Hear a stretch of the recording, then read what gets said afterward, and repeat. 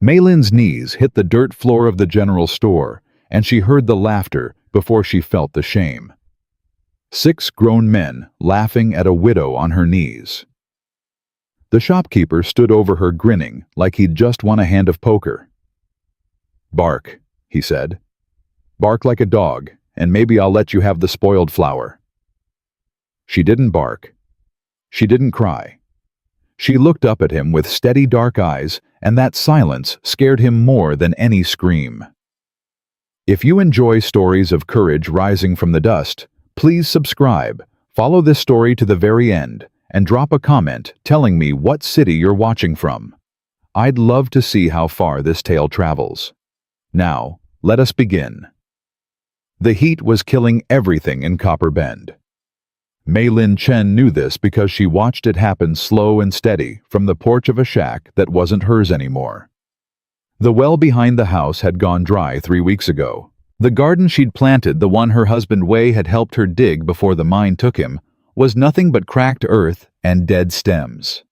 6 months. That's how long Wei had been gone. 6 months since the tunnel collapsed and buried him with 14 other men, most of them Chinese, most of them forgotten by the town before the dust settled on their graves. She pressed her hand flat against her stomach. The hunger had stopped hurting 2 days ago. That scared her more than the pain ever did. "You talking to yourself again, May?" She turned. Martha Bowen stood at the edge of the path, a basket over her arm. Her face pinched with the expression May had come to recognize, half pity, half discomfort, like she wanted to help but couldn't figure out how without someone seeing her do it. "Just thinking," May said. Martha shifted her weight. "I brought you some biscuits, left over from breakfast. Tom don't eat 'em when they're a day old." She held out the basket. 2 biscuits wrapped in a cloth. May took them and her hands didn't shake. She wouldn't let them, not in front of anyone. "Thank you, Martha."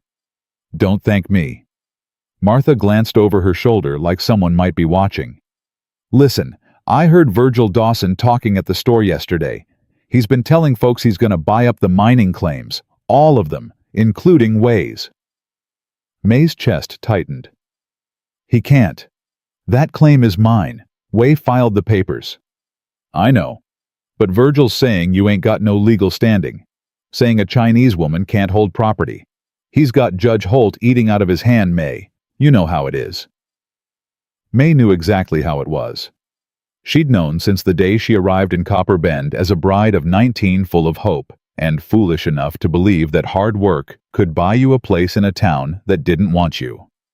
"What do I do?" she asked, and she hated the sound of her own voice, thin, desperate, the voice of a woman running out of options. Martha bit her lip. "You could go talk to him. Virgil. Maybe work something out. He's not... he ain't always..." She stopped, because they both knew she couldn't finish that sentence with anything true. "He's exactly what he always is," May said quietly. Martha left after that the way people always left, quickly, with their eyes down, carrying the weight of things they wished they could change, but wouldn't. May ate 1 biscuit. She wrapped the other in the cloth and put it in her pocket. Tomorrow's meal.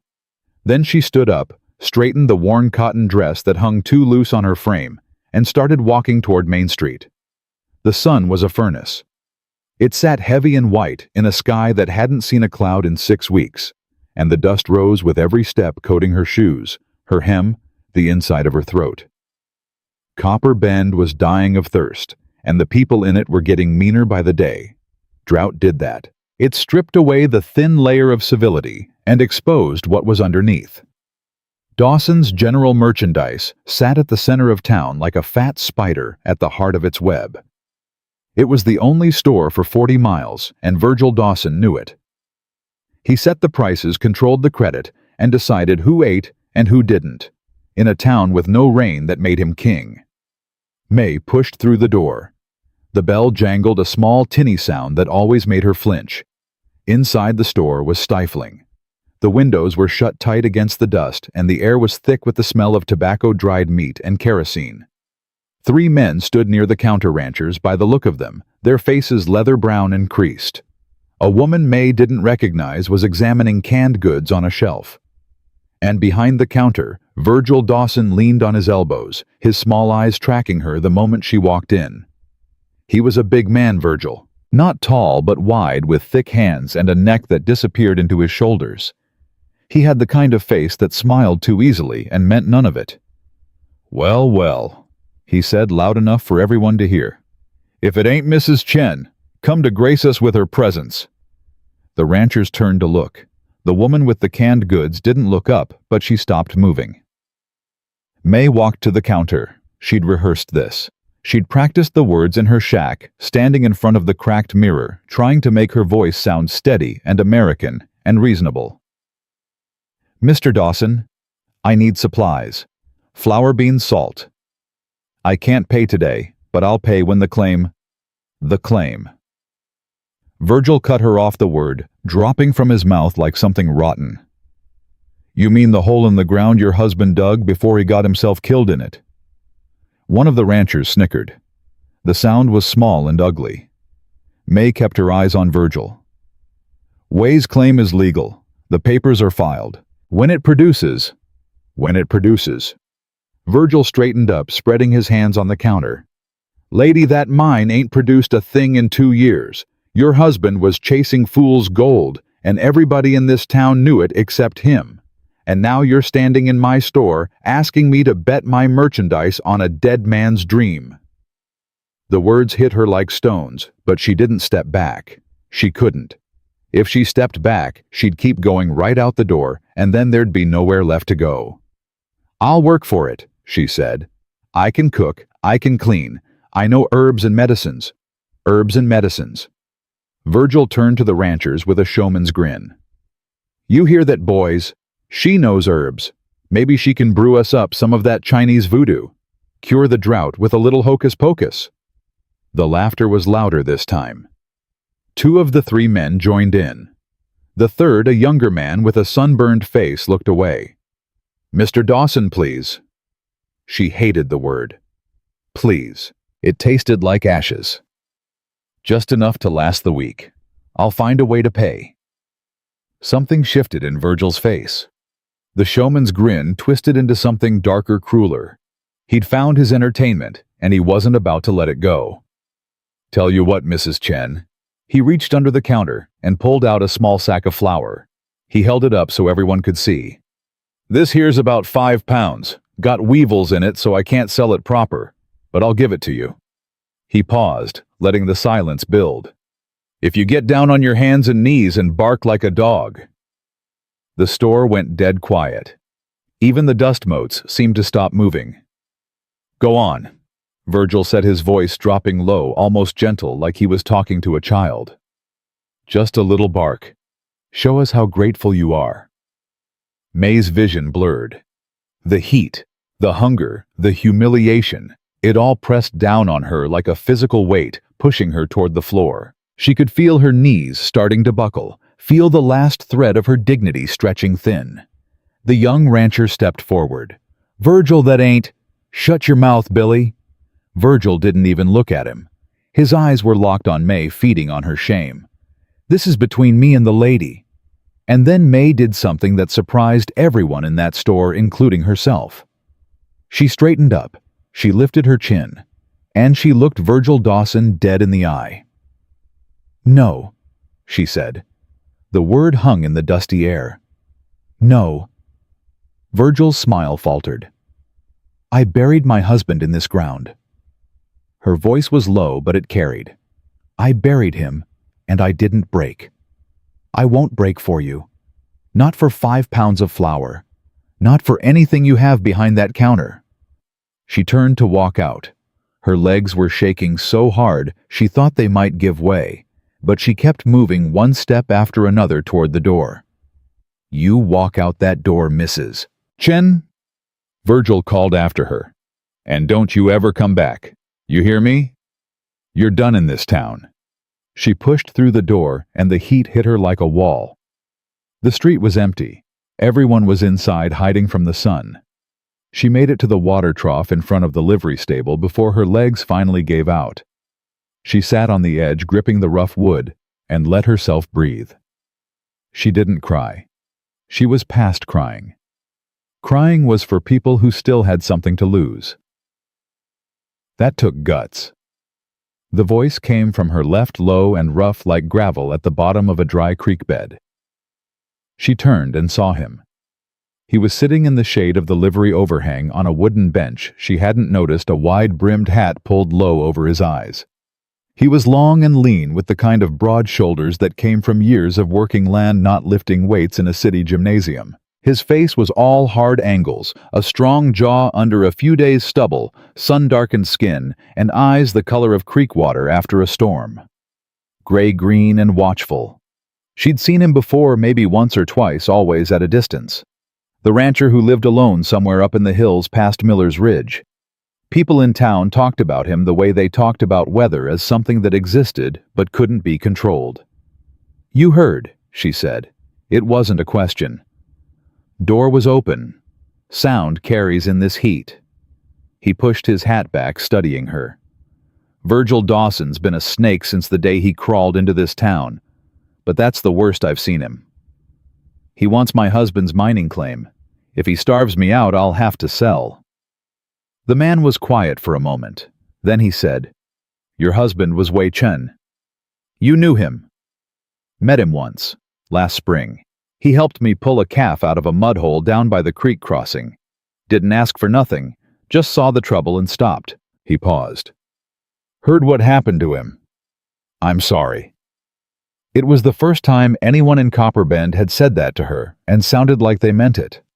Not the practiced, uncomfortable, "sorry for your loss" that people offered like a closed door. This was different. This was one person recognizing another person's pain. "I'm Mei Lin," she said. "Caleb Harding." They sat in silence for a moment. The heat pressed down. A horse somewhere stamped and snorted. "You got people?" he asked. "Family, anywhere to go?" "No." "You got food?" She thought about the single biscuit in her pocket. "I'll manage." He looked at her the way a man looks at a fence he knows won't hold, not with judgment, but with a practical understanding of what happens next. Then he stood up. He was taller than she'd realized, well over 6 feet, and he moved with a quiet, deliberate economy, no wasted motion. "Come on," he said. "Where?" "Back in there." He nodded toward Dawson's store. "I need supplies anyway, and you need to eat." "I won't take charity." He stopped and turned back to her. His eyes were steady, without pity, without calculation, just clear and direct. "It ain't charity," he said. "Your husband helped me when he didn't have to. I pay my debts. That's all this is." Before she could argue, he was already walking toward the store. She had 2 choices: sit here and starve, or follow. She followed. The bell jangled again. Virgil looked up, his face arranging itself into a merchant's welcome. Then he saw May behind Caleb, and the welcome curdled. "Harding." Virgil said, his voice careful now, measuring. "What brings you down from that mountain of yours?" Caleb didn't answer the question. He walked to the counter, pulled a folded list from his shirt pocket, and laid it flat on the wood. "I need everything on this list, and add whatever she needs." He tilted his head toward May. Virgil's eyes narrowed. "She's got no credit here. I told her, I'm paying." Caleb reached into his vest and set down a leather pouch. It landed with the unmistakable heavy clink of coin. "Unless my money's no good." The store was quiet again. The 3 ranchers had stopped pretending not to watch. The woman with the canned goods had finally looked up. Virgil's tongue ran across his lower lip, the involuntary gesture of a man calculating profit. "Your money's fine, Harding, but I ain't responsible for what you spend it on. Nobody asked you to be." Virgil stared at him for a long beat, then snatched the list and started pulling items from the shelves. His movements were jerky, resentful, but he filled the order.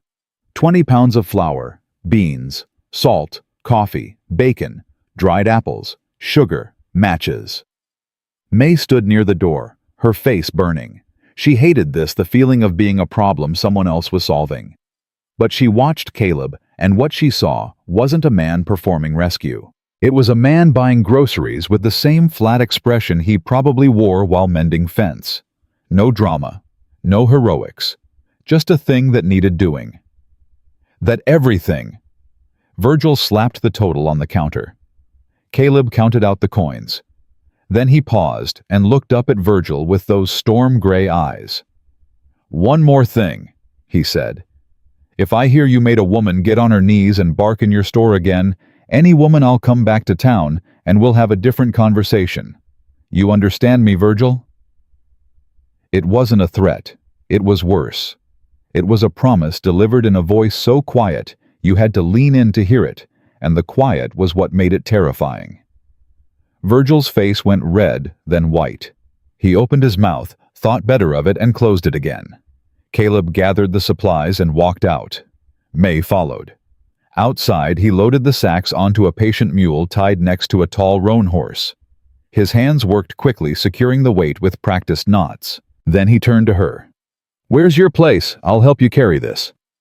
"The shack past the Chinese cemetery. The one with the—" She stopped. She'd been about to say, "the one with the garden," but there was no garden anymore. "The one at the end of the east road." Something in his face shifted. "The place with the caved-in roof?" "The roof is fine. It just leans a little." "Ma'am, I passed that shack this morning. The roof beam is cracked clean through. Another week of this heat warping the wood and the whole thing comes down." She stared at him. "That's not— I was there this morning. It was—" But even as she said it, she remembered the groaning sound she'd heard last night. The sound she'd told herself was just the wind. "Come look," he said. They walked. It took 10 minutes and neither of them spoke. When they rounded the last bend in the road and her shack came into view, May stopped. The center beam had split. The roof sagged inward like a broken spine, and one wall had buckled outward, spilling her few possessions into the dirt. Her cooking pot. Way's boots, the ones she'd kept because they still smelled like him. A tin box that held their marriage papers and the deed to the claim. She walked forward and picked up the tin box. She brushed the dust off it and held it against her chest. Caleb stood behind her, giving her space. He didn't say, "I'm sorry," again. He didn't say anything. He just waited. After a long time, May said, "I can fix it." "No, ma'am, you can't. Not alone, and not without timber." "Then I'll sleep outside. I've done it before. In this heat with no water and no shade, you'll last 2 days, maybe 3. She turned to face him, and there was something fierce in her eyes. Not anger at him, but anger at the whole crushing weight of a world that kept taking and taking and taking. "What do you suggest, Mr. Harding? Because I've been through every option I have, and they all end in the same place." He took off his hat and ran a hand through his dark hair. He looked at her, then at the ruined shack, then at the hills in the distance where his ranch sat alone under the blazing sky. He was making a calculation, she could tell, weighing something heavy. "I've got a ranch up past Miller's Ridge," he said slowly. "A house. A well that hasn't gone dry yet. More room than one man needs." He put his hat back on. "I ain't offering you charity, and I ain't offering you anything improper. I'm offering you work. I need help with the ranch. The drought's got me running from sunup to sundown, and there's more to do than 2 hands can manage. You work, you eat, you sleep under a roof that ain't going to fall on you. That's the deal." May studied his face, looking for the lie, the hidden cost, the thing men always wanted when they offered a woman something for nothing. She'd learned to look for it in the mine foreman who'd offered her comfort the week after Way died, and the drifter who'd suggested she could earn her keep in Abilene. She looked hard. She didn't find it. What she found was a man who looked like he was already regretting the offer, not because he didn't mean it, but because he'd gotten used to being alone and wasn't sure he remembered how to share a space with another person. "I have conditions," she said. His eyebrows went up, just slightly. "I keep my husband's mining claim. It's mine, and I don't sign it away. Not to you, not to Virgil Dawson, not to anyone." "That's fair." "I work for my keep. I don't owe you anything beyond labor, and you don't owe me anything beyond shelter and food. We're square at the end of each day." Agreed. And if I decide to leave, I leave. No questions. He nodded once. Wouldn't have it any other way. She looked at him for a long moment. The heat shimmered between them, bending the air. Behind her, the shack groaned again, another beam giving way like the last sigh of a dying thing. "All right, Mr. Harding," she said. "You've got yourself a hired hand." He didn't smile. But something shifted in his eyes, a crack in the wall he'd built around himself so small, you'd miss it if you weren't looking. "Caleb," he said. "If we're going to be working together, you might as well call me Caleb." "Caleb." She tested the name. "Then you call me May." He extended his hand. She took it. His grip was rough and warm and careful, the handshake of a man who knew his own strength and held it in check. "We should go," he said, releasing her hand. "It's a 3-hour ride and I don't want to be on the trail after dark. Rattlesnakes come out to hunt when the sun goes down." May gathered what she could salvage from the wreckage of her home, the tin box, a small bundle of clothes, a pouch of dried herbs she'd brought from Canton, and a sewing kit with 3 needles and 8 colors of thread. Everything she owned fit in a single saddlebag. She took one last look at the shack, at the place where she and Wei had imagined a future, and then she turned away. Caleb was already mounted on the roan. He reached down and helped her up onto the mule, which shifted under her weight, but held steady. The supplies were balanced across the mule's back, and May sat among them, her tin box in her lap. They rode north, away from Copper Bend, away from the dust and the cruelty and the small-eyed malice of men like Virgil Dawson. The trail climbed into the hills, winding through scrub oak and dry grass that crunched under the animals' hooves. The sun was beginning its slow descent, turning the sky the color of a bruised purple and orange and deep aching red. May didn't look back. There was nothing behind her worth looking at. Ahead of her, the trail stretched into the unknown, and the silent man on the roan horse rode forward without turning, leading her toward a life she couldn't yet imagine. The only sound was the steady rhythm of hooves on dry earth, carrying 2 broken people toward something that might, if the world was kind enough, if they were strong enough, become whole. The mule stumbled on a loose stone, and May grabbed the saddle horn with both hands, her tin box nearly sliding from her lap. Caleb glanced back but didn't stop. He didn't slow down either. He just watched until she steadied herself, then turned forward again. 3 hours. He'd said 3 hours. They were deep into the second one now, and the trail had narrowed to a thread cut between walls of dry brush and sun-bleached rock. The heat was different up here, thinner, sharper, like the air itself was being stretched too tight. "You ride much?" Caleb asked without turning around. "No. You'll learn." That was the end of that conversation. When they finally crested the last ridge, May saw it a low, sturdy ranch house built of timber and stone, set against a hillside, with a barn to the east, and a corral where 4 horses stood with their heads down. A creek bed ran along the north side of the property, and May could see the dark line of water still moving through it, thin but alive. In a drought like this, that creek was worth more than gold. Caleb swung down from the roan and tied it to the corral fence. He came around and offered his hand to help her off the mule, but she was already sliding down on her own. Her legs buckled when she hit the ground 3 hours on a mule with no experience, but she caught herself on the saddle and stood straight before he could reach her. He noticed. He didn't comment. "Barn's there," he said, pointing. "House is here. Privy's out back. Creek's got water, but don't waste it. Drought's been eating it down an inch a day." He pushed open the front door. "Guest room's on the left. It's been empty a while. Might be dusty." He stopped in the doorway, his back to her, and she understood what he wasn't saying. The room had belonged to someone. The wife, maybe. Or worse. "Dusty is fine," May said. He stepped aside to let her through.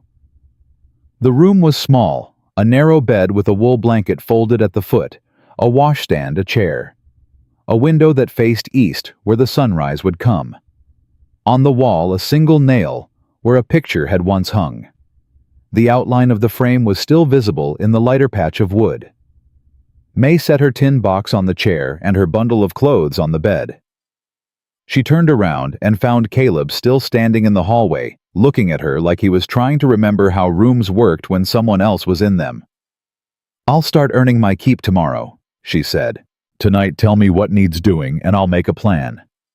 Something flickered across his face, surprise maybe, or the ghost of respect. "Cattle need water twice a day," he said. "I've been hauling it from the creek in buckets because the trough pipe cracked last month. Chickens need feeding. Fence line on the south pastures got 3 breaks I haven't gotten to. And the garden—" He stopped.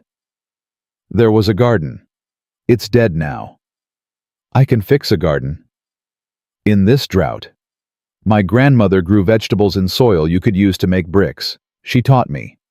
He looked at her for a long moment, like he was measuring the distance between what she was saying and what was possible. Then he nodded. "Kitchen's through there. Help yourself to whatever you need. I eat at dawn and at dark. In between I'm working." He turned to go, then stopped. "One more thing. I got a rifle by the front door and another in the barn. You know how to shoot. No. I'll teach you. Rattlesnakes aren't the only things that come out at night up here." He walked away, and she heard the front door close behind him. She stood alone in the small room, listening to the silence of a house that had been empty too long, and allowed herself exactly 5 seconds of fear. Then she unpacked her herbs, set them on the washstand, and went to find the kitchen. By the end of the first week, May had learned 3 things about Caleb Harding. First, the man worked like he was trying to outrun something. He was up before the sun and didn't stop until full dark, moving from task to task with a grim, relentless efficiency that left no room for rest or conversation. He fixed fences. He hauled water. He rode out to check on cattle scattered across dry pastureland that seemed to stretch to the edge of the world. And when he came back sweat-soaked and dust-covered, he ate whatever she'd cooked in near total silence, said, "Thank you, ma'am." He kept forgetting to call her May, and went to bed. Second, he was in pain. She saw it in the way he favored his left shoulder, the way he'd pause sometimes and press his hand against his lower back, his jaw tight. Years of solo ranch work had ground him down, and he was too stubborn to admit it. She'd found a bottle of whiskey in the kitchen cabinet, with the level dropping steadily.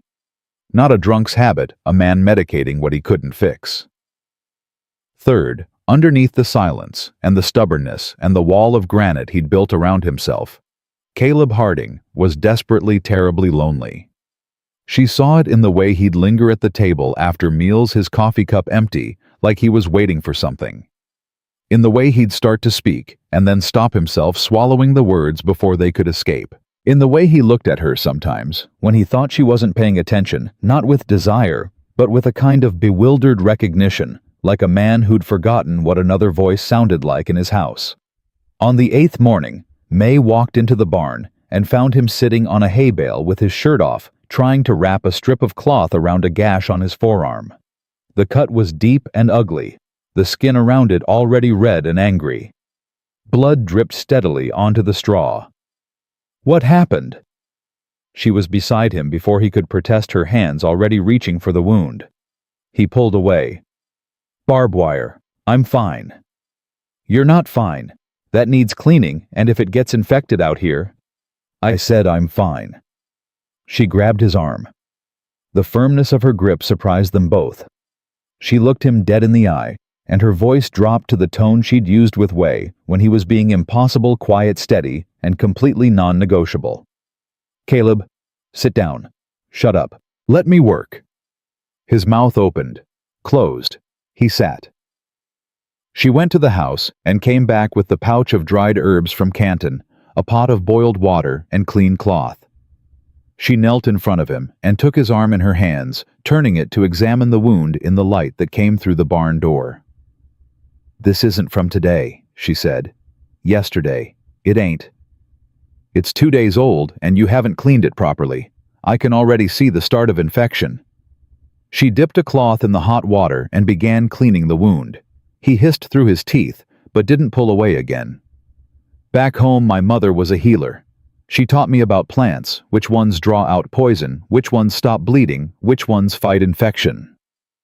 She opened her herb pouch and selected dried yellow root and a handful of something that smelled sharp and medicinal. She crushed them between her fingers, mixed them with a small amount of water to make a paste, and applied it directly to the cut. "What is that?" He was watching her hands with an expression caught between suspicion and fascination. "Huang Qin. And this one doesn't have an English name. It kills the bad things in a wound. My mother used it on the farmers in our village. Men like you who were too proud to stop working long enough to heal." The corner of his mouth twitched. Not quite a smile. "Your mother sounds like a tough woman." She was. She could make a grown man cry with one look. May wrapped the arm carefully, tying the cloth in a firm, neat knot. "Don't get it wet for 2 days. I'll change the dressing tonight." She stood up, brushing straw from her knees, and found him looking up at her with an expression she hadn't seen before.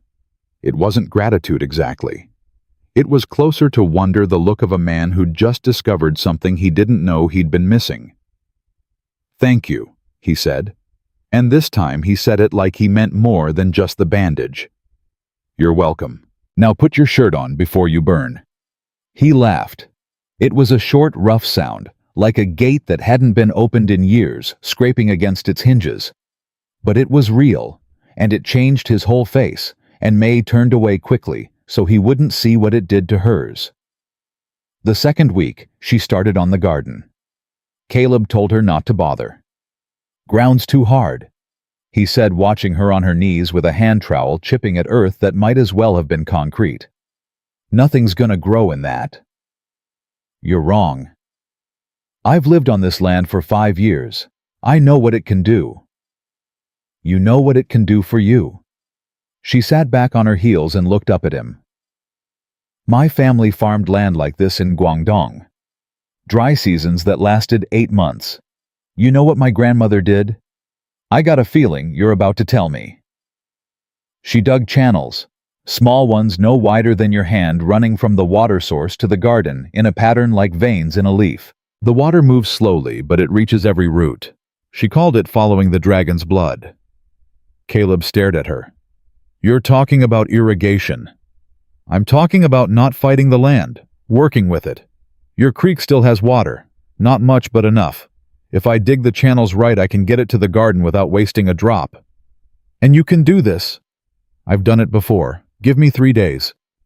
He took off his hat, scratched the back of his head, and put it back on. "All right, 3 days. But when it doesn't work, you let it go." "When it works," she said, "you say thank you." She dug for 2 days straight.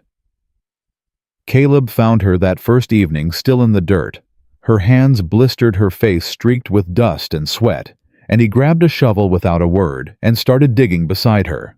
They worked in silence until the stars came out, and when they finally stopped, the first channel ran 20 feet from the creek bed to the edge of the garden plot.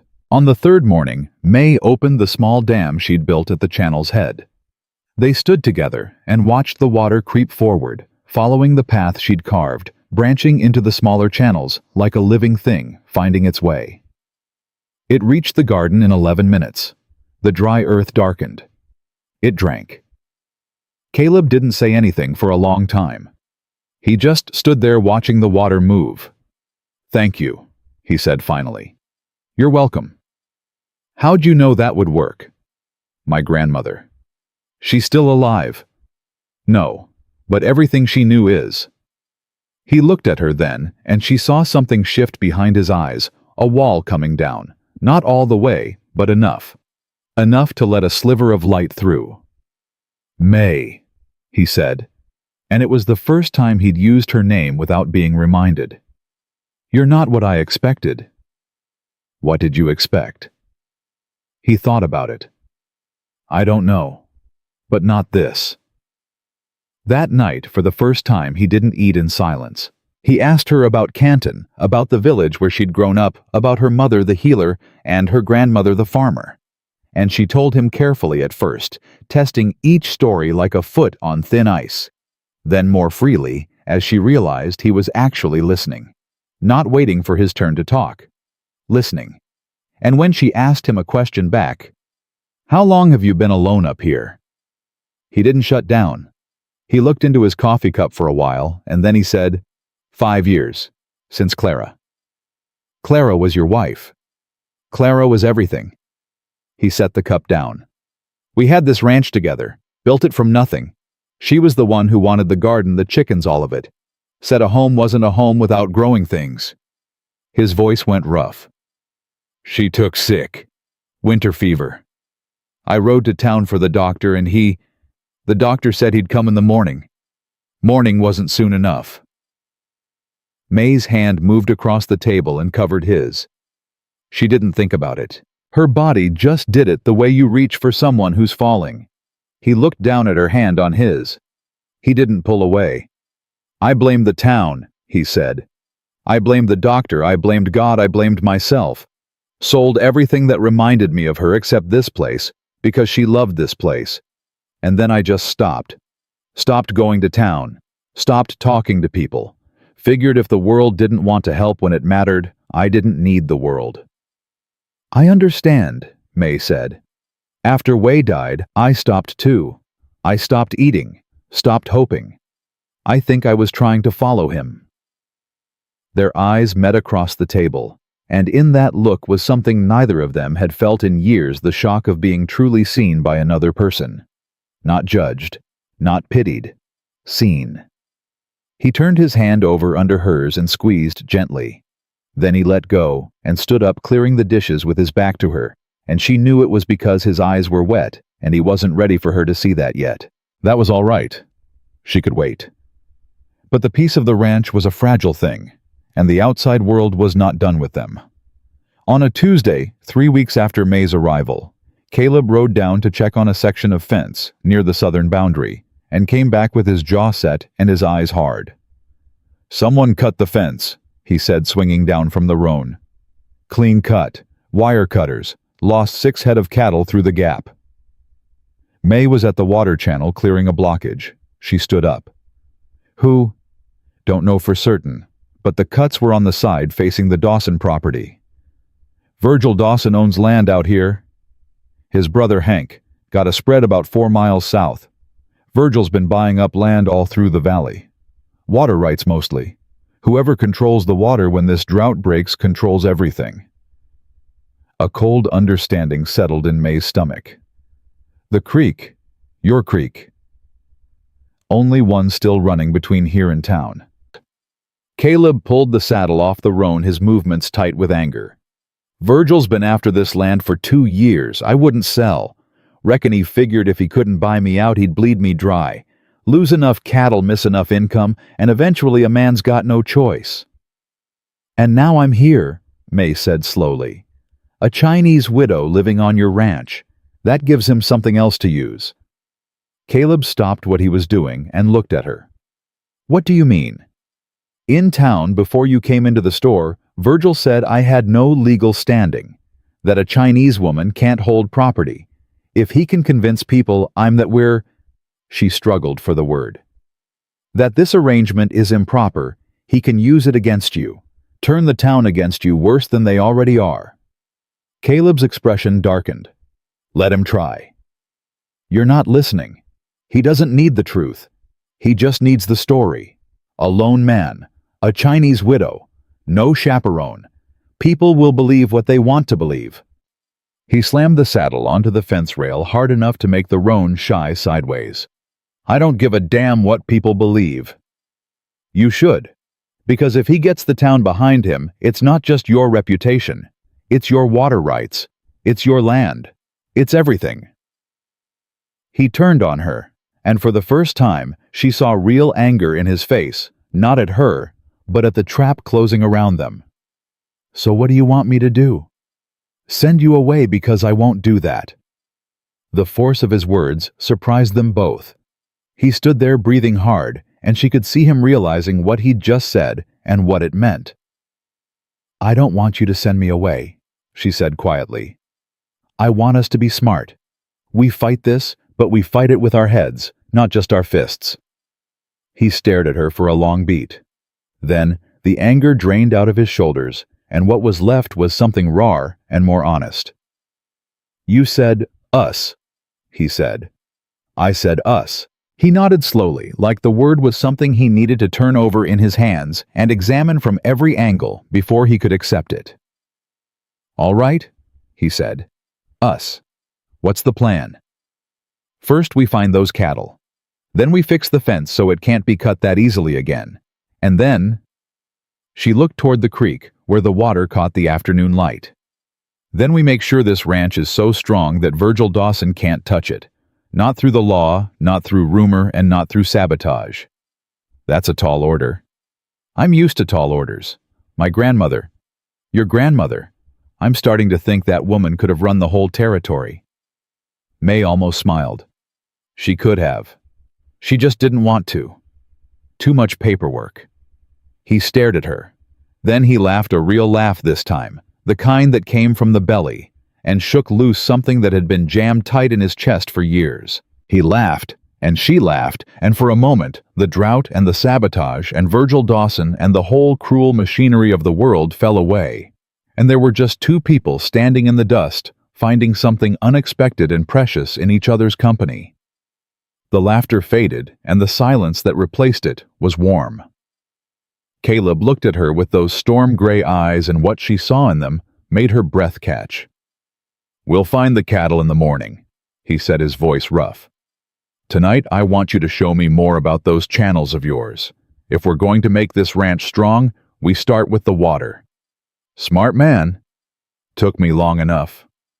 They walked toward the creek together, side by side, their shadows stretching long behind them in the amber light.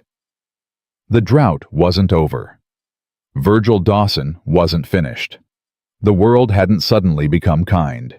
But something had changed on that hillside ranch, something small and stubborn and alive, like the first green shoot pushing through cracked earth. And neither of them was willing to let it die. They found 5 of the 6 cattle by noon the next day, scattered in a dry wash 2 miles south of the fence line. The 6th was dead. Rattlesnake bite on the leg, swollen black and stinking in the heat. Caleb stood over the carcass and didn't say a word, but May saw his hands close into fists at his sides. "That's $300 lying in the dirt," he said finally. "I can't afford to lose $300. We'll make it back. How? I don't know yet, but we will." He looked at her, and some of the tension left his jaw. "You always this stubborn. My husband asked me that once. I told him it wasn't stubbornness, it was patience with a backbone." They drove the 5 remaining cattle back through the gap and spent the rest of the day reinforcing the fence. Caleb showed her how to twist barbed wire with pliers, how to brace a post so it couldn't be pulled loose. She worked beside him in the blistering heat until her palms bled, and when he told her to stop, she wrapped her hands in cloth and kept going. That evening, while they were eating, a rider appeared on the ridge. Caleb was on his feet before May even heard the hoofbeats, the rifle from beside the door already in his hands. "Stay inside," he said. "No." He turned to argue, saw her face, and didn't bother. They walked out onto the porch together. The rider came down the hill, slow hands visible, no weapon drawn. As he got closer, May recognized him. Billy Taggart, the young rancher who'd tried to speak up for her in Dawson's store. He pulled his horse up 20 feet from the porch and took off his hat. "Mr. Harding, ma'am." He was nervous. She could see it in the way his horse shifted under him, picking up on his tension. "I don't mean no trouble." Caleb didn't lower the rifle. "Then state your business." "It's my boy, Jacob. He's 7. Billy's voice cracked. "He's been sick 3 days now. Fever won't break. He's burning up so bad he don't even know where he is. My wife's been putting wet cloths on him day and night, and it ain't doing nothing." "Take him to the doctor," Caleb said.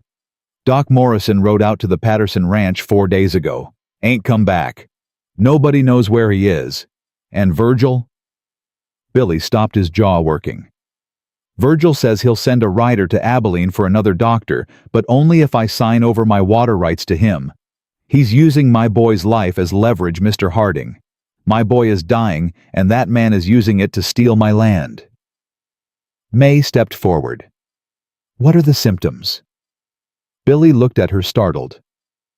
"Ma'am?" "The fever. Does he have a rash? Is he coughing? Does he pull at his ears?" Yeah, there's a rash.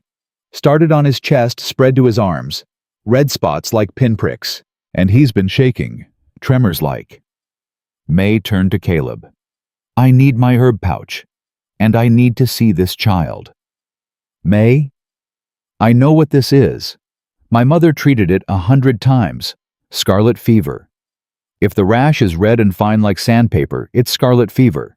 The fever breaks on its own if you can keep it from climbing too high, but you need the right herbs to bring it down. Western medicine uses quinine. I don't have quinine, but I have something that works the same way." Caleb studied her.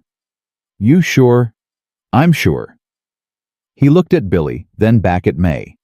Something passed between them, a silent negotiation, a weighing of risks.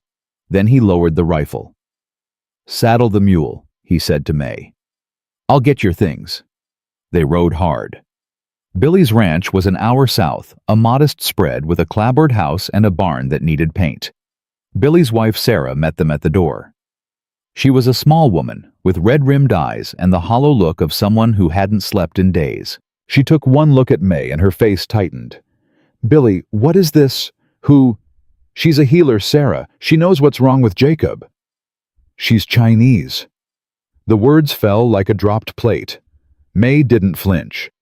She'd heard it before, that tone, that wall coming down behind someone's eyes. She'd heard it so many times it should have stopped hurting. It hadn't. "Mrs. Taggart," May said, her voice calm and clear. "Your son has scarlet fever. If his temperature keeps climbing, he could have convulsions. I can bring the fever down. You can stand right beside me the whole time and watch everything I do. But I need to see him now." Sarah looked at Billy. Billy looked at the floor. Then Sarah stepped aside and May walked in. The boy was in a small bed in the back room, his face flushed crimson, his hair dark with sweat. He was mumbling, his eyes half open, but seeing nothing. May put her hand on his forehead and felt the fire raging under his skin. "How long has he been like this?" "Since yesterday morning," Sarah whispered. "He stopped knowing us around noon." May opened her pouch and worked quickly. She crushed dried willow bark and mixed it with chai hu, a root her mother had used to break fevers that nothing else could touch. She added water from the kettle on the stove and made a thin, bitter tea. "Help me sit him up," she told Sarah. Sarah hesitated only a second, then moved to the bed and lifted her son's shoulders. Together, they tilted the boy's head back, and May spooned the tea into his mouth a little at a time, stroking his throat to make him swallow. "What if it don't work?" Sarah's voice was barely holding together. "It will work, but not in minutes. We need to keep him cool and keep getting this into him every hour. Can you do that?" "I can do anything for my boy." "Then we do it together."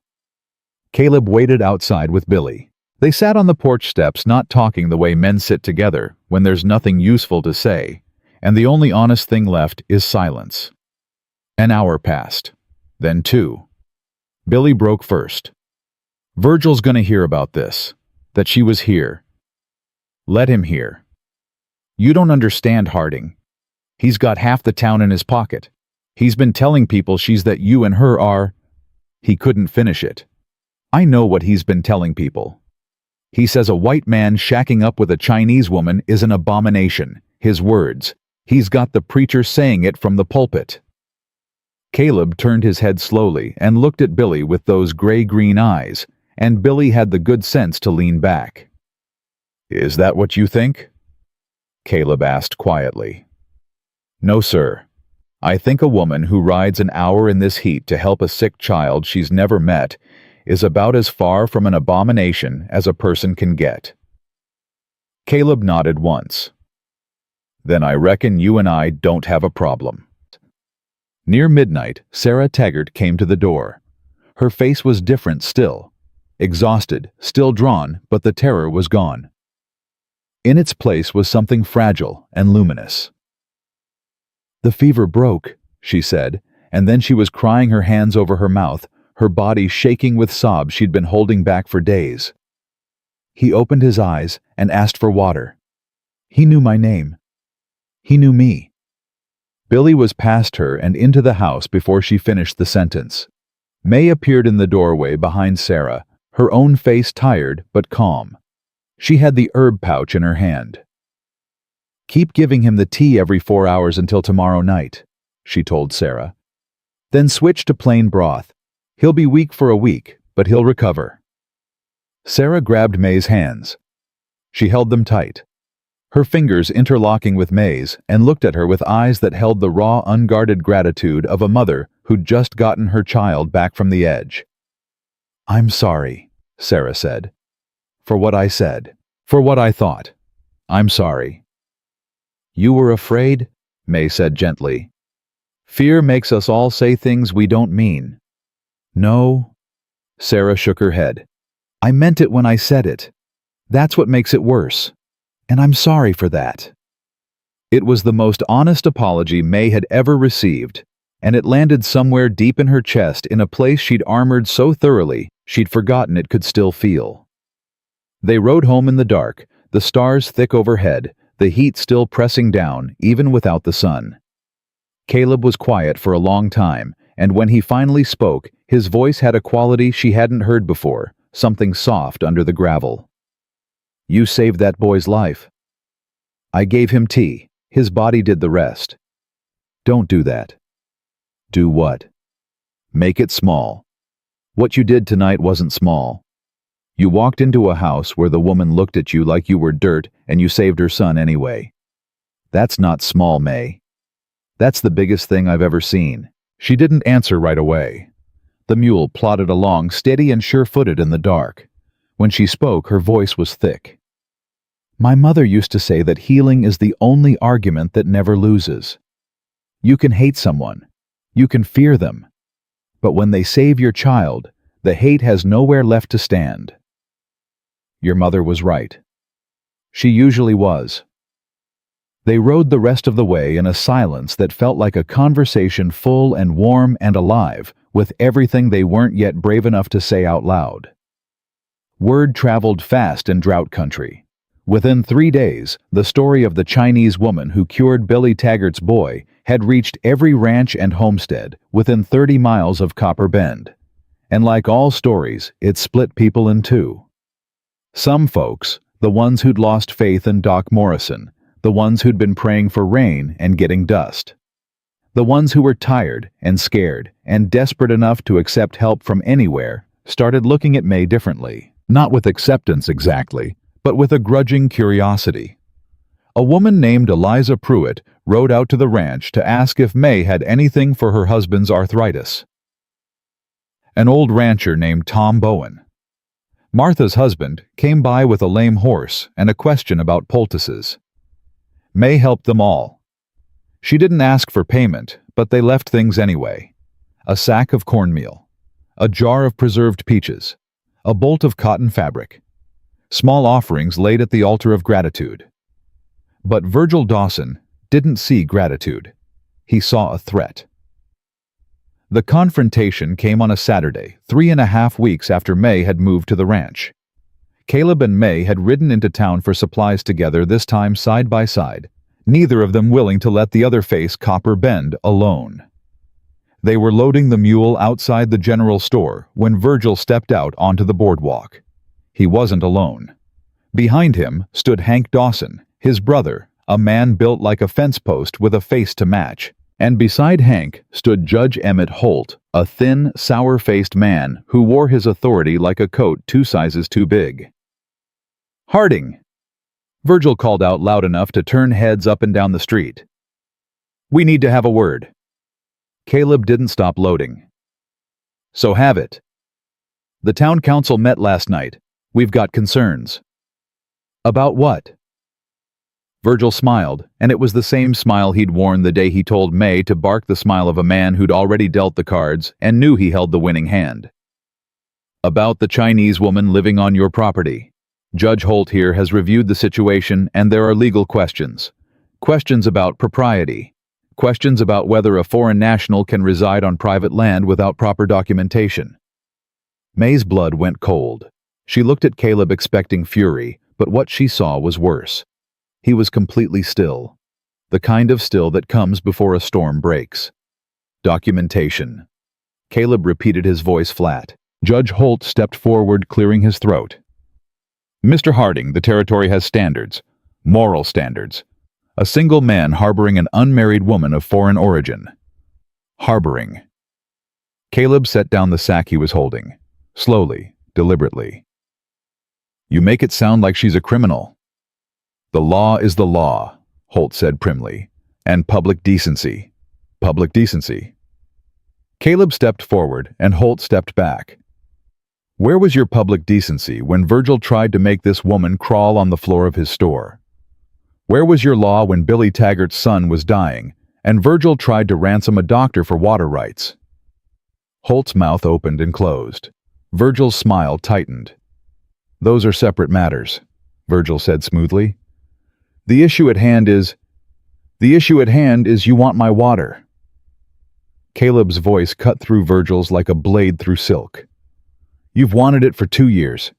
You cut my fences. You ran off my cattle. And now you're using a good woman as a weapon because you can't beat me any other way. The street had gone quiet. People had gathered on porches and doorways at the edges of the boardwalk. They were watching the way people always watch when power is being challenged, with held breath and wide eyes. Virgil's face darkened. You be careful, Harding. You're making accusations you can't prove. I don't need to prove them. Everyone in this town knows who you are, Virgil. They've always known. They just been too scared to say it. Scared. Virgil laughed, but it was hollow. Of what? And then a voice came from the crowd. A woman's voice. Scared of you, Virgil. Martha Bowen stepped forward. Her husband Tom stood behind her, his hat in his hands, his face set. Martha was trembling, but her voice was steady. Scared you'll raise our prices. Scared you'll cut off our credit. Scared you'll do to us what you do to anyone who crosses you. She looked around at the gathered faces. I've watched this man bully this town for 10 years. I watched him try to humiliate a widow in his own store, and I said nothing. I'm done saying nothing. The silence that followed was the loudest thing May had ever heard. Then Billy Taggart stepped out of the crowd. He was holding his son's hand. Jacob was thin and pale, but standing on his own 2 feet alive, and blinking in the sunlight. This woman saved my boy's life. Billy said, his voice carrying across the street. Doc Morrison was gone. Virgil wanted my land in exchange for help. May Lynn came to my house in the middle of the night, and she saved my son. And she didn't ask for a damn thing in return. Another voice. Eliza Pruitt. She gave my husband medicine for his joints. First time he's slept through the night in 3 years. Old Tom Bowen. She fixed my horse's leg with a poultice. Horse is sound as $1 now. One by one, voices rose. Small voices. Quiet voices. The voices of people who'd been keeping their heads down and their mouths shut for too long. Not a revolution. Not a riot. Just the slow, stubborn turning of a tide. Virgil's face went white. He looked at Judge Holt, but Holt was studying his shoes with sudden fascination. He looked at his brother Hank, but Hank was staring at the crowd like a man counting enemies and not liking the math. May stepped forward. Her heart was hammering, but her voice was glass clear. Mr. Dawson, I have lived in this country for 10 years. My husband died in your mines. I have worked, I have paid. I have buried my dead in your ground. You can call me foreign. You can call me improper. But you cannot call me less than what I am, which is a woman who earned her place. Virgil's mouth twisted. He leaned toward her, dropping his voice, so only she and Caleb could hear. You think this changes anything? I own this town. I own the store, the credit, the water contracts. These people will turn on you the minute they get thirsty enough. And they will get thirsty.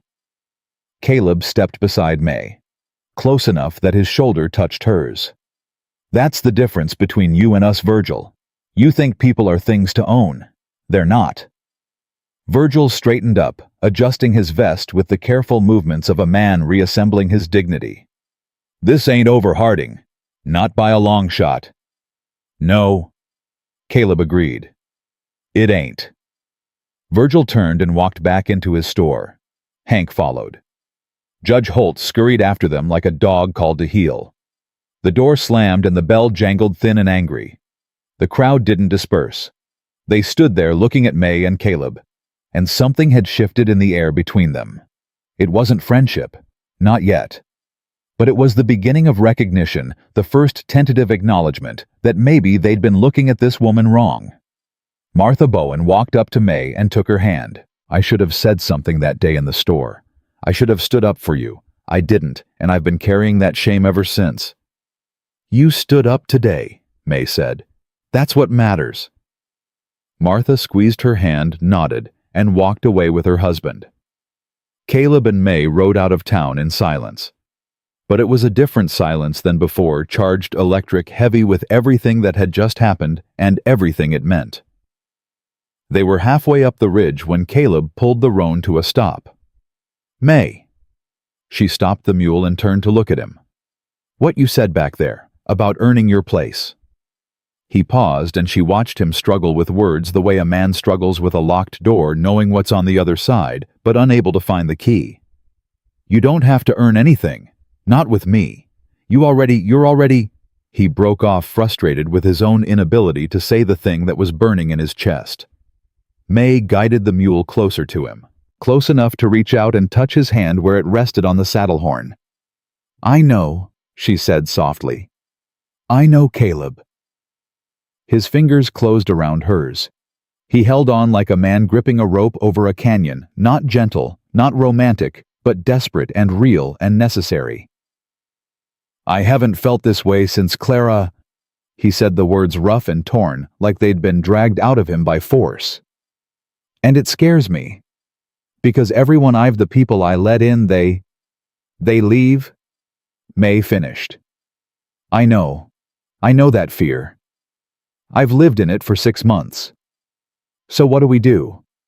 She looked at him, at this hard, quiet, broken, beautiful man who'd pulled her out of the dirt and given her a home and never once asked for anything in return, and she said the truest thing she knew. "We stop being afraid. Or we stay afraid and do it anyway. Those are the only 2 choices." He looked at her for a long time. The sun was going down behind the hills, and the heat was finally mercifully beginning to ease. Somewhere in the distance, a coyote called, and another answered. "All right," Caleb said. "All right." He didn't let go of her hand. They rode the rest of the way home, like that connected his horse and her mule side by side on the narrow trail, and when they reached the ranch and the last light was fading and he helped her down from the mule, he didn't step back the way he usually did. He stood close. He lifted his hand and brushed a strand of hair from her face, his rough fingers gentle against her temple. "Stay," he said, and it was a question this time, not a command. A real question from a man who'd forgotten how to ask for anything. "I'm not going anywhere," she said. He leaned down and pressed his forehead against hers. They stood like that, breathing together, and the world was still and the night was coming, and neither of them moved. It was not a kiss. It was something deeper, a promise made in silence between 2 people who'd learned the hard way that words can lie, but presence never does. Then a sound split the night. A sharp crack, distant but unmistakable. Caleb's head snapped up, his whole body going rigid. "That's a gunshot," he said, "from the south pasture." Another crack, then another. 3 shots in quick succession. Caleb was already moving, grabbing the rifle from the saddle, swinging up onto the roan. He looked down at her, and his face had changed. The tenderness was gone, replaced by something cold and hard and ready. "Get inside. Bar the door.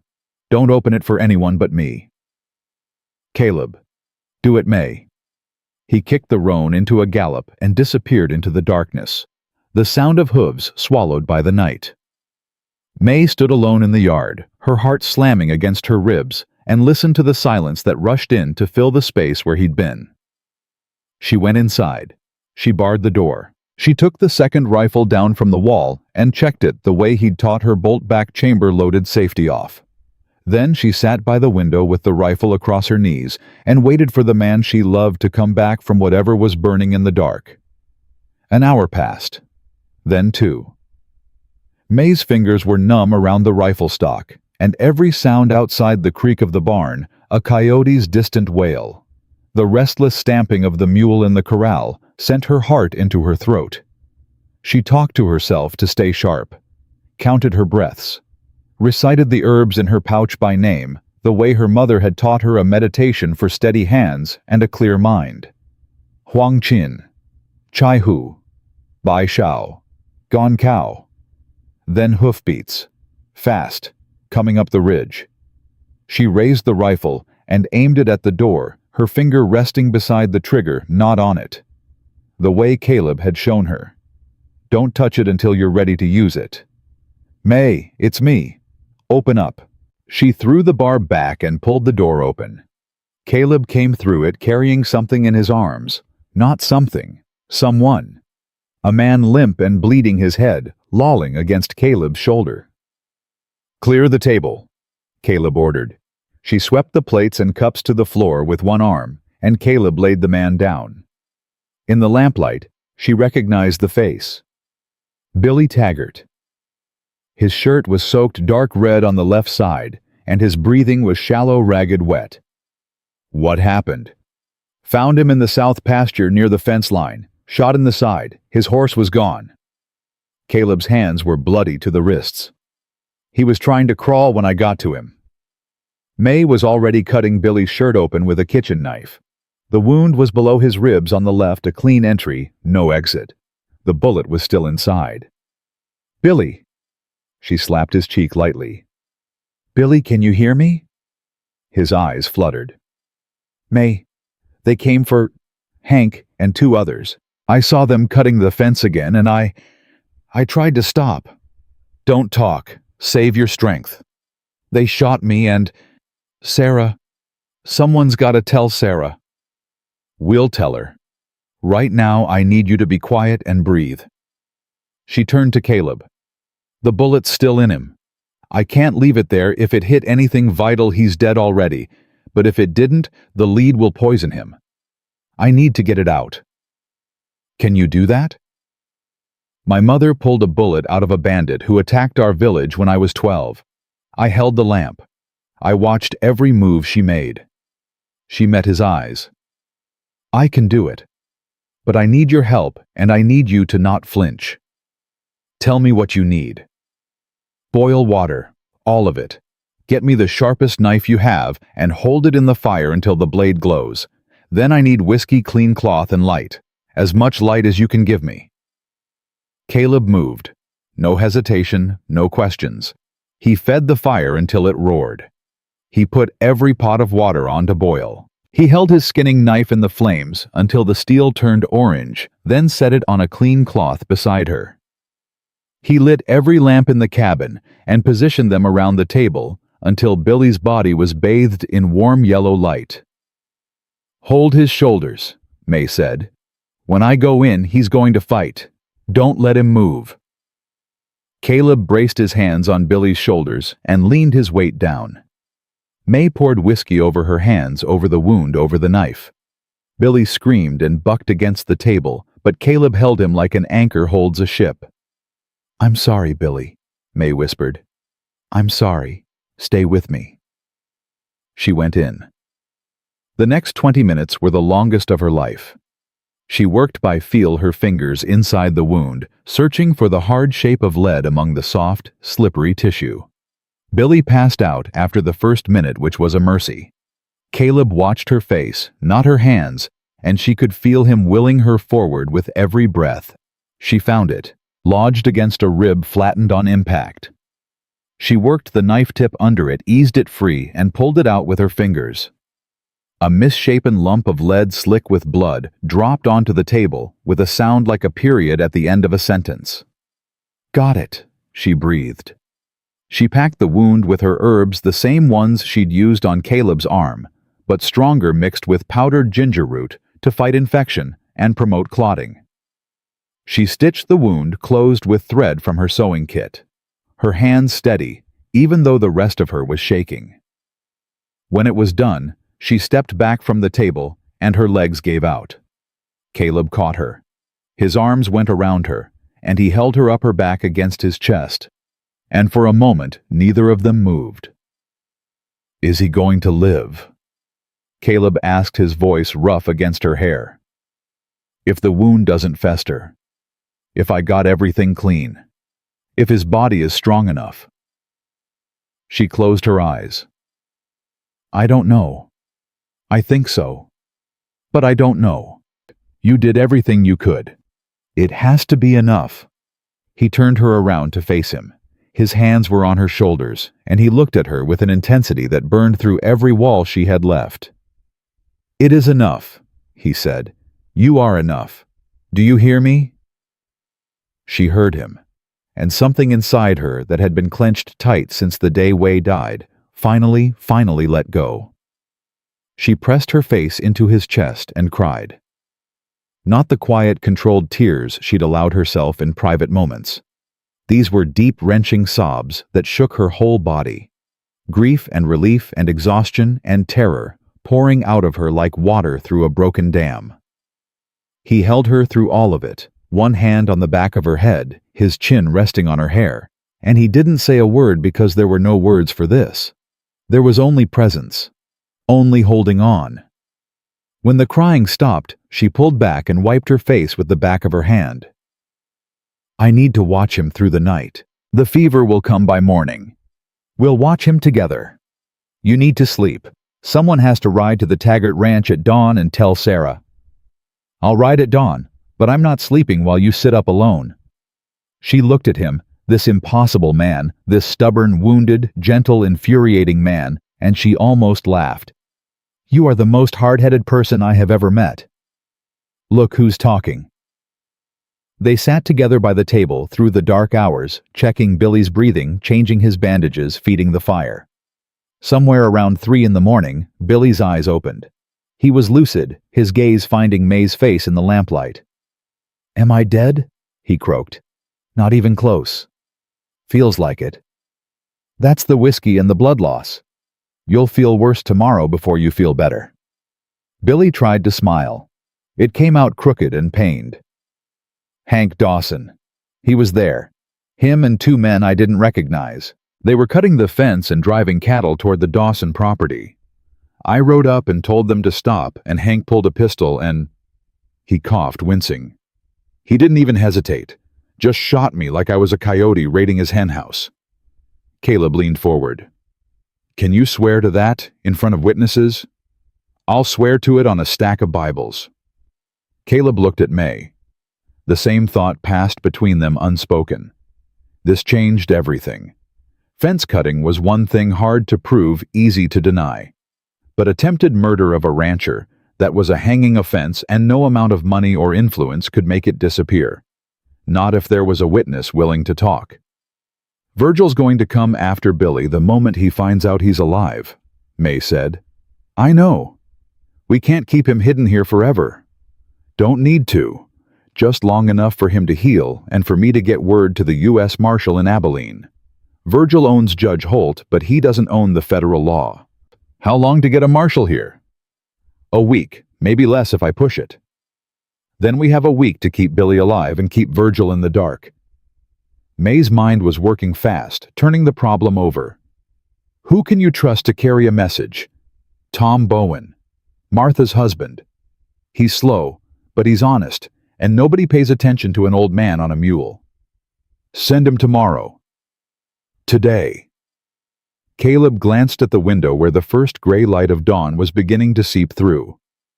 "I'll ride to the Bowen place now. Tell Tom what happened. Get him on the road to Abilene before Virgil knows anything's wrong. And Sarah. Martha can get word to Sarah. Quieter that way. Less attention." He stood up and she grabbed his arm. "Caleb, be careful. If Hank shot Billy without thinking twice, he won't hesitate to shoot you." He looked down at her hand on his arm, then up at her face. He covered her hand with his. "I've been shot at before. I'm still here. That's not comforting. Wasn't meant to be. It's just true. He squeezed her hand, then let go. Bar the door behind me. Keep the rifle close. If anyone comes up that ridge who isn't me, you shoot first and ask questions after. I know. I know you know. I just needed to say it. He was gone before the sun cleared the ridge.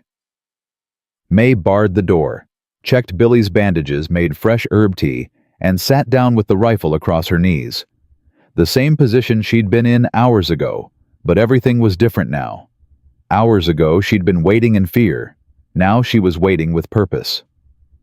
Billy drifted in and out of consciousness through the morning. During one lucid stretch, he looked at her and said, "You know, when you first came to town, I wanted to help. That day in the store, I tried to speak up. I remember. Virgil shut you down." "Yeah." His face twisted with something deeper than physical pain. "I should have tried harder. I should have, I don't know, done more. You're here now. You stood up in the street and told everyone what I did for Jacob. That took courage." Courage. He laughed bitterly, then gasped as the wound pulled. "I got shot hiding behind a fence post, May. That ain't courage. That's bad luck. You rode out to stop them, alone, at night. That's not bad luck. That's the kind of man you are." He was quiet for a while. Then softly, "My daddy used to say a man's character shows when nobody's watching. I always figured I'd fail that test." "You didn't." His eyes glistened. He turned his head away and didn't speak again for a long time. Caleb returned before noon with news. Tom Bowen was on his way to Abilene. Martha had gone to the Taggart Ranch to be with Sarah, and in town, nobody seemed to know Billy was missing yet. Virgil was at the store like normal, Caleb said, hanging his hat by the door. Hank wasn't around. Nobody mentioned any shooting. Either they don't know Billy was out there, or they're keeping quiet and waiting. Waiting for what? For Billy's body to turn up. A man shot in the gut alone in the pasture at night. They probably figured the coyotes would take care of the evidence. The coldness of it settled over May like a weight. These weren't desperate men acting in the heat of the moment. This was calculated, planned. They'd shot Billy and left him to die, confident the land would swallow the crime. "We need more than Billy's word," she said. "A witness is powerful, but Virgil will hire lawyers.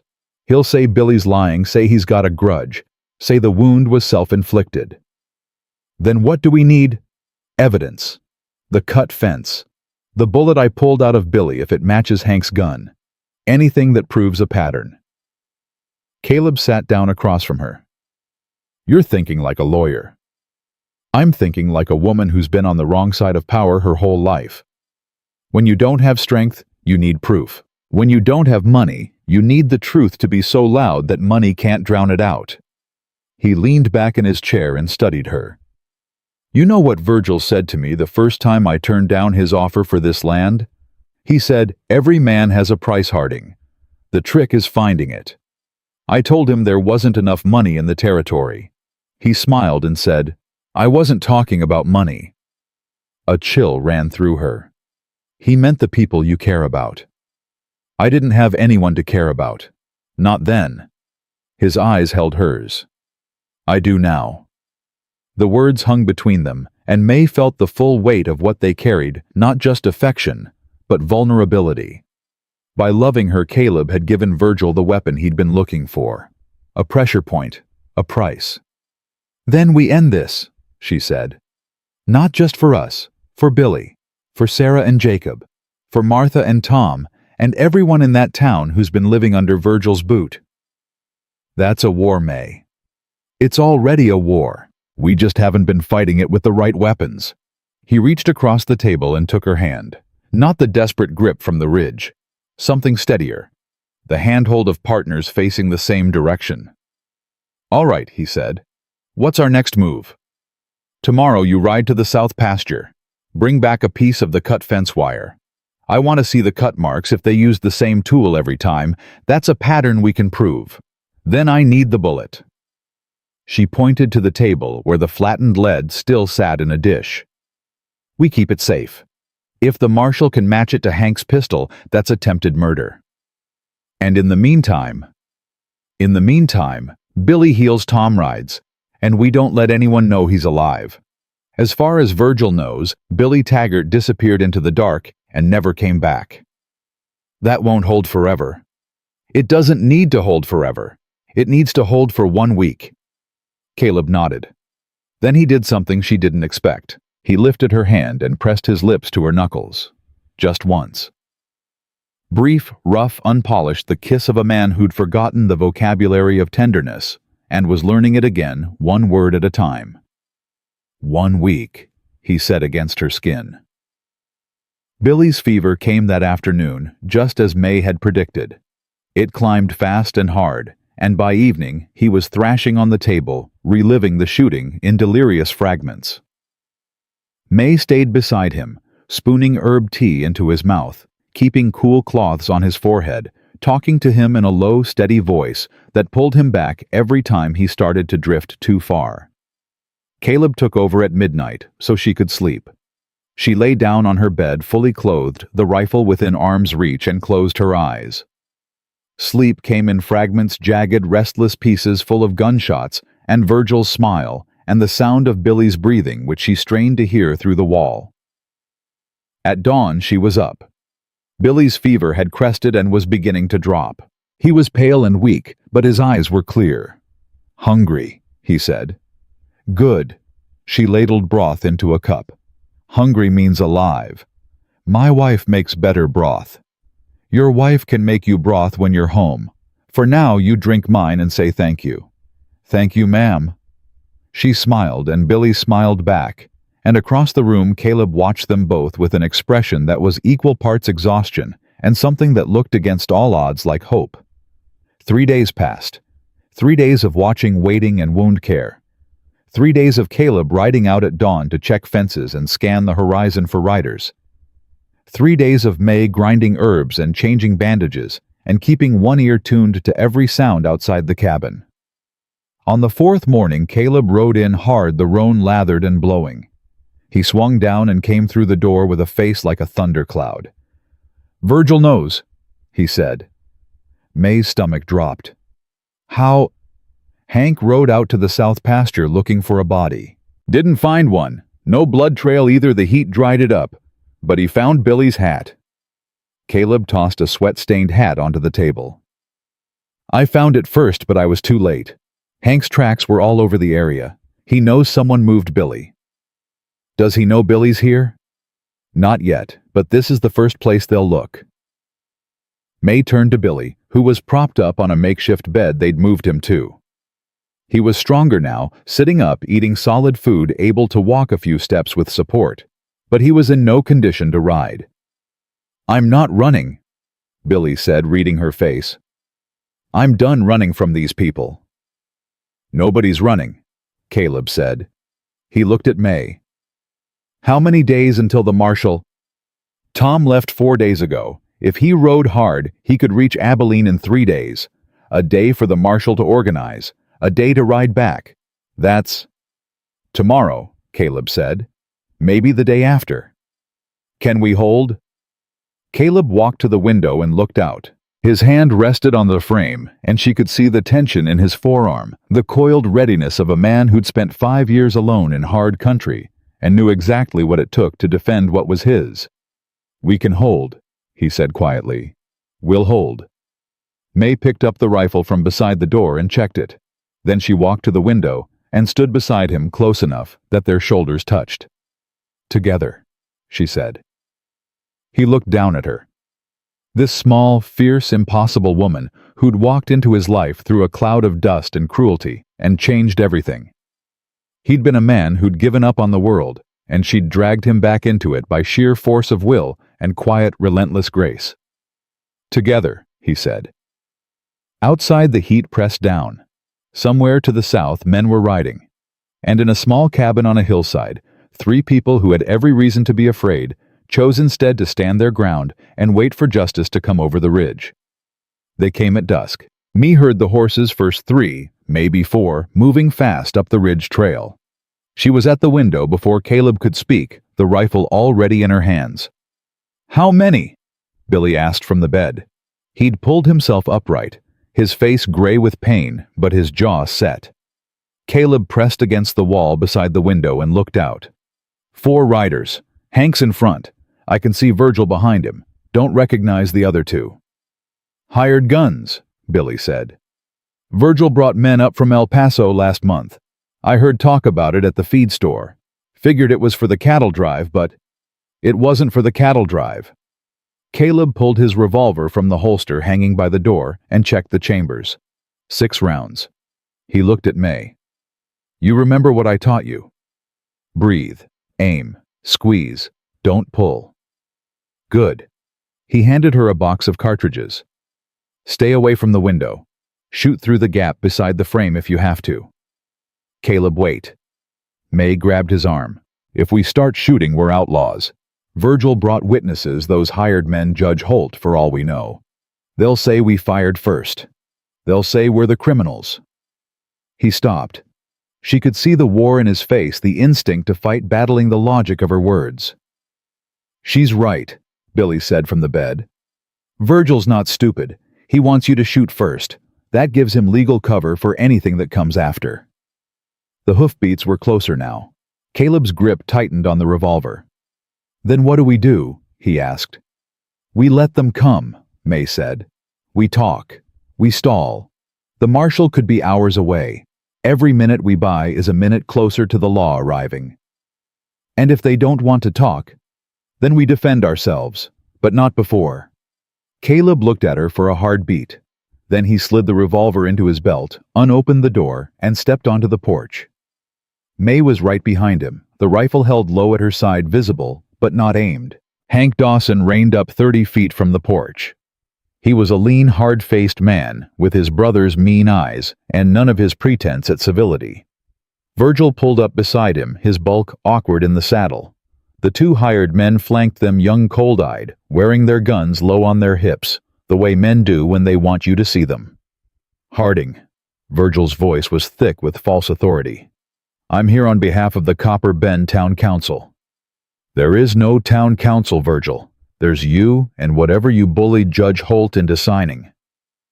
Virgil's jaw tightened, but he pressed on. "We have reason to believe you're harboring a fugitive on this property.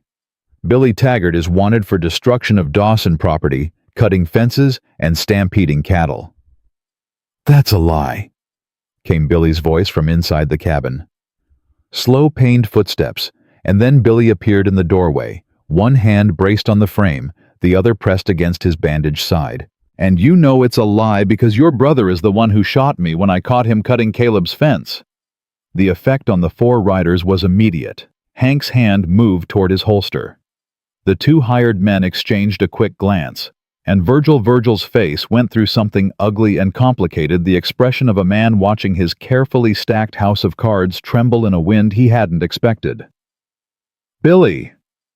Virgil recovered fast, forcing that oily smile back into place. "Glad to see you're alive. We've been worried. Sarah's been beside herself." "Don't you talk about my wife." "Now, Billy, let's be reasonable. You were out in the dark, confused. Maybe you saw something that wasn't—" "I saw your brother pull a Colt .45 and put a bullet in my side from 15 feet. I saw his face clear as I'm seeing yours right now. And the bullet's sitting on a table inside this cabin, Virgil. Lead doesn't lie." Virgil's smile died. He looked at Hank, and something passed between the brothers. The silent, desperate communication of men whose plan has just collapsed.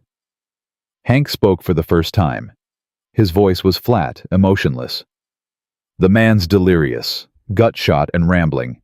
Nothing he says will hold up." "It'll hold up just fine," Caleb said, "especially when the U.S. Marshal hears it." The silence that followed was like a held breath. May watched Virgil's face and saw the exact moment the information landed, the slight widening of his eyes, the almost imperceptible flinch. "You're bluffing," Virgil said. "Tom Bowen's been on the road to Abilene for 4 days. You can do the math." Virgil's tongue darted across his lower lip. He leaned sideways toward Hank and whispered something. Hank shook his head sharply. More whispering. One of the hired men shifted in his saddle, his hand resting on the butt of his pistol. "Here's what's going to happen," Virgil said, his voice dropping the pretense entirely. The smile was gone. The false authority was gone. What was left was the raw, ugly face of a man cornered. "You're going to hand over Billy. You're going to sign over the water rights to this property. And the Chinese woman goes back to town with us for questioning about practicing medicine without authorization." "No," Caleb said. "This isn't a negotiation, Harding." "You're right. It isn't. Because you've got nothing. You came here with 2 guns and a bluff, and both just failed. Turn your horses around, Virgil. Go home. And pray the marshal is in a forgiving mood, because I'm not." Hank's hand closed on his pistol grip. "Don't." May's voice cut the air like a blade. She raised the rifle not to her shoulder, but to her hip, the barrel leveled at Hank's chest. Her hands were steady. Her eyes were steady. Everything about her was steady, and Hank saw it. "You think a Chinese woman's going to shoot me?" Hank sneered, but his hand didn't move. "I think a woman who pulled your bullet out of a man's body with her bare hands isn't someone you want to test," May said. "I know exactly what lead does to flesh, Mr. Dawson. I've had my fingers in it. Have you?" Nobody moved. Nobody breathed. Then a sound broke the standoff hoofbeats. Not from the south where Virgil's men had come from the east. Multiple riders moving at a steady canter. Caleb's eyes shifted to the ridgeline, and what he saw made something in his chest crack open. Tom Bowen came over the ridge first, his old mule laboring under him.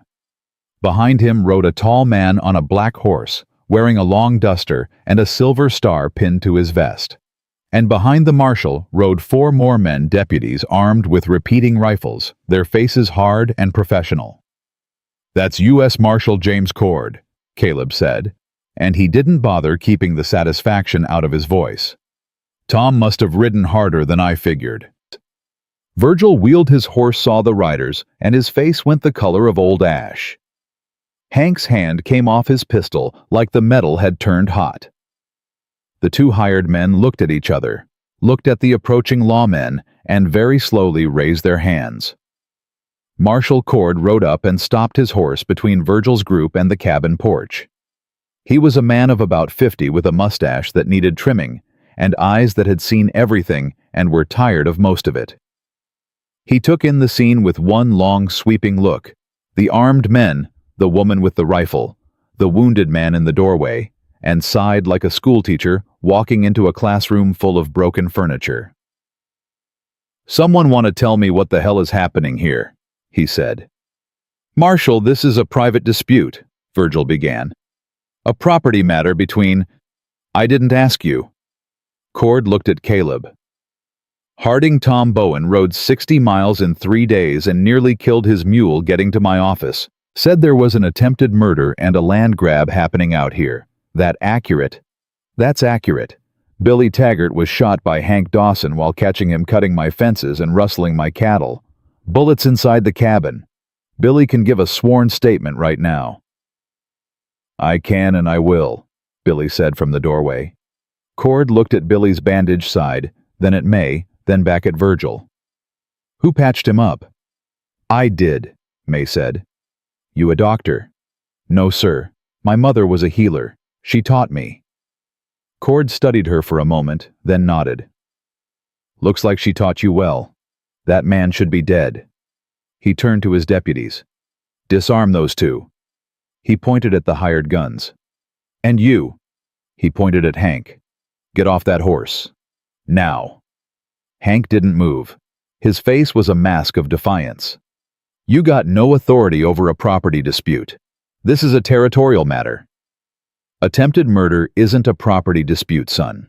It's a federal crime when it involves interference with land claims and water rights under territorial law. Now get off the horse before I pull you off." Hank looked at Virgil. Virgil looked at the ground. There would be no help coming from that direction, and they both knew it. Hank dismounted. Cord's deputies moved efficiently, disarming the hired men, collecting Hank's pistol, securing the three of them under guard.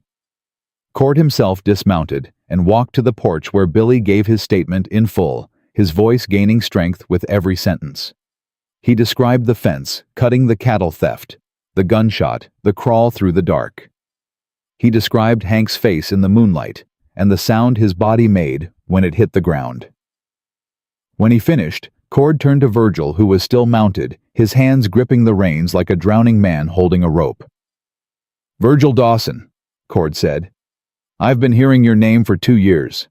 Water rights complaints, price gouging accusations, 3 separate reports of fence cutting that the local your judge declined to investigate. That ends today." "I haven't done anything," Virgil said, but his voice had lost its power. He sounded small. Smaller than May had ever heard him. "Your brother shot a man. Your hired guns are carrying weapons with filed serial marks, which tells me they're wanted somewhere. And I've got a stack of depositions from ranchers in this valley that say you've been running a squeeze operation on water rights for the better part of 3 years. Cord paused. "You can come to Abilene willingly, or my men can tie you to that saddle. Your choice." Virgil's eyes swept the scene one last time. The deputies, the Marshal Billy standing in the doorway, Caleb with his arms crossed, and May with the rifle still in her hands. He was looking for an exit, a play a card he hadn't dealt yet. He found nothing. "I want a lawyer," he said. "You'll get one. In Abilene. Let's go." They led Virgil and Hank and the 2 hired men down the ridge in a line, their hands bound their horses roped together. May watched them go until they were small figures against the darkening sky, and then she let out a breath she felt like she'd been holding for months. Caleb came to stand beside her. His hand found hers without either of them looking. "It's over," he said. "Is it? The Dawsons are finished. The marshal will see to that. And without Virgil controlling the store and the credit, this town might actually have a chance to be what its name promises.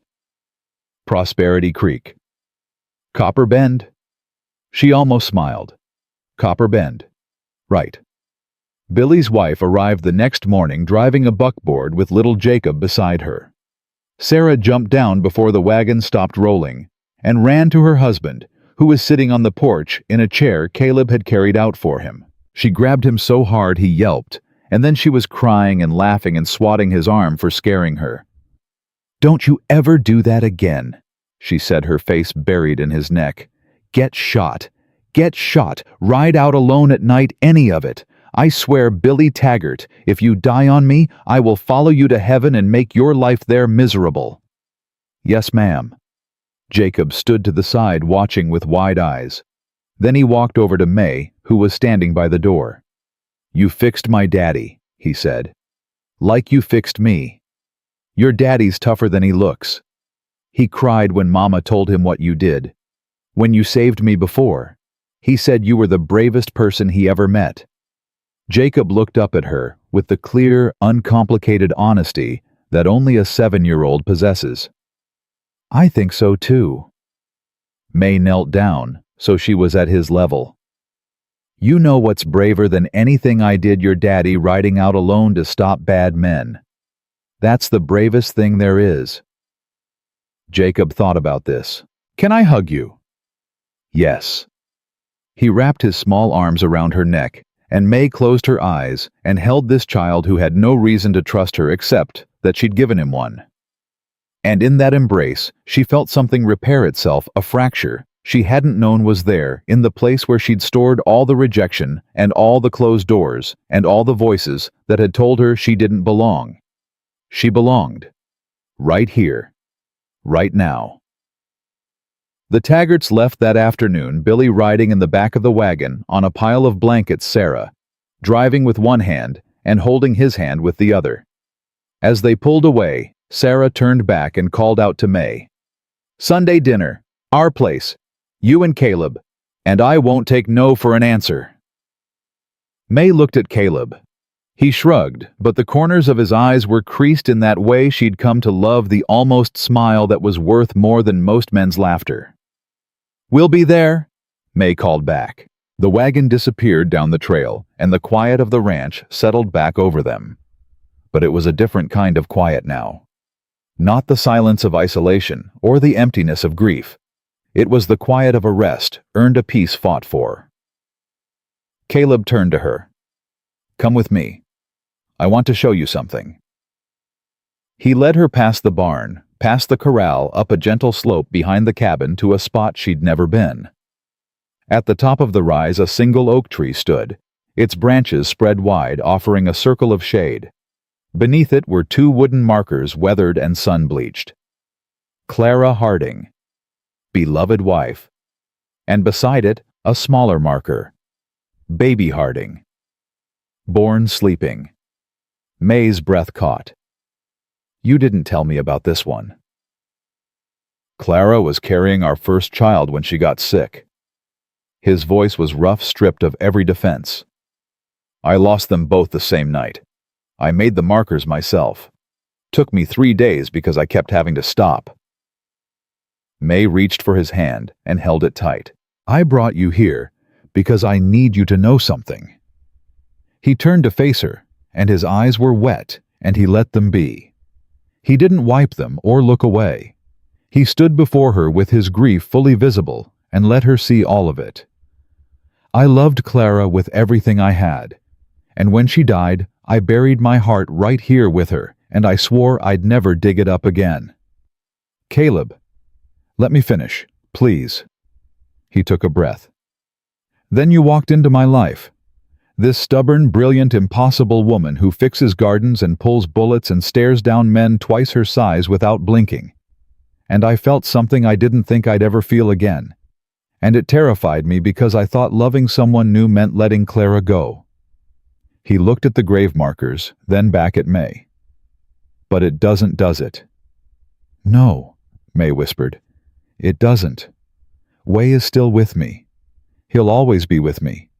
Loving you doesn't erase him. It just means my heart learned how to grow."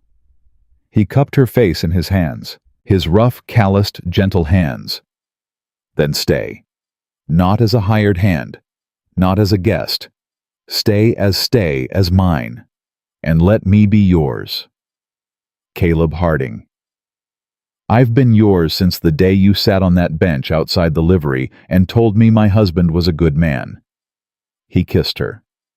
Standing on that hillside between two graves and one stubborn oak tree, he kissed her like a man who'd been holding his breath for 5 years and had finally remembered how to breathe.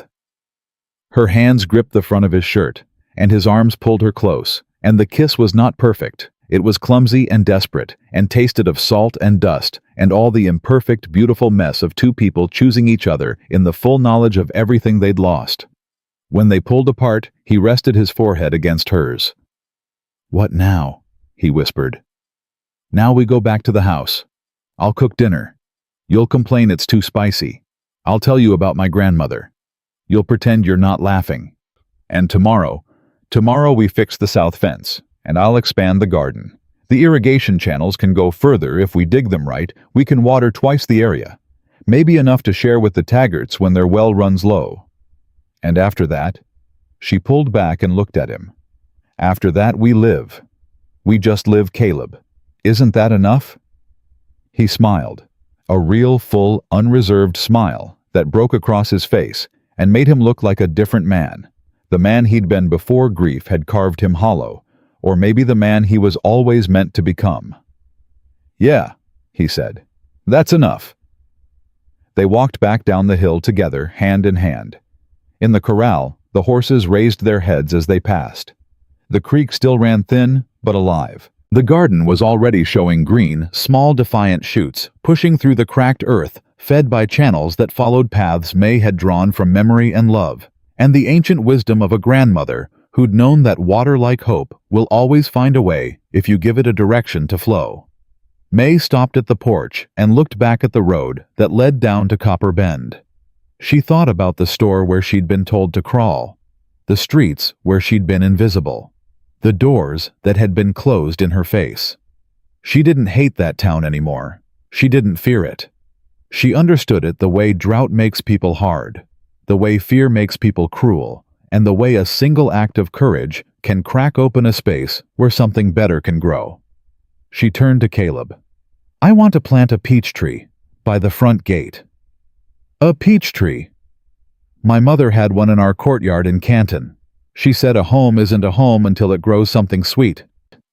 He looked at her, this woman who'd arrived at his ranch with nothing but a tin box and a pouch of herbs and had somehow rebuilt the entire architecture of his life. "I'll dig the hole tomorrow," he said. She took his hand and led him inside. The door closed behind them, and the evening settled soft and warm over the ranch on the ridge, over the creek that still ran over the garden that was growing, and over two people who had found in each other the one thing the drought couldn't kill and the cruelty couldn't break. A home. Built not from timber and nails, but from the stubborn, luminous, undefeatable choice to love again. Thank you for joining me on this journey. If May and Caleb's story moved you, please show your love by liking this video and subscribing to the channel. Leave a comment below and tell me what moment hit you the hardest, and don't forget to share what city you're watching from. Until next time, may you always find the courage to start again, no matter how dry the ground beneath your feet.